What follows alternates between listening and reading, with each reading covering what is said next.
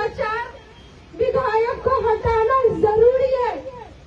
और मुझे पता है कि लालटेन से जिसको मिला है सिंबल वो हार जाएगी, वो हार जाएगी और जनता फिर से उसी नर्क में रहेगी जो 15 साल से झेल रही है। उसके जीतने का तो सवाल ही नहीं उठता, उसकी बात ही हम क्यों कर रहे हैं।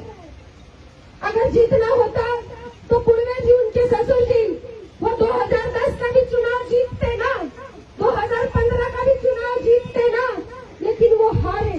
2010 का भी चुनाव परिहार विधानसभा का रामचंद्र पूर्वे जी हारे, 2015 का भी चुनाव वो हारे, क्योंकि जब सोनवर्षा विधानसभा था तो कुछ जाति समीकरण के कारण वो विधायक बने, लेकिन जब परिहार विधानसभा हुआ कई पंचायत कट जाने के बाद उनका जीतना असंभव था और असंभव है, वो नहीं जीत सकते।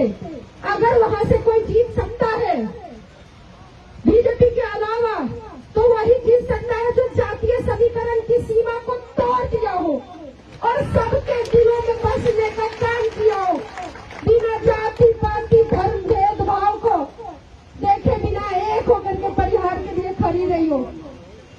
रितु आज अगर